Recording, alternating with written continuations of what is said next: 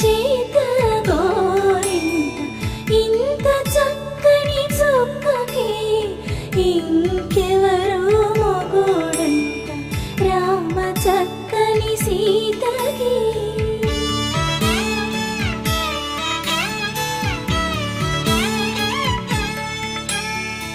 ఉడ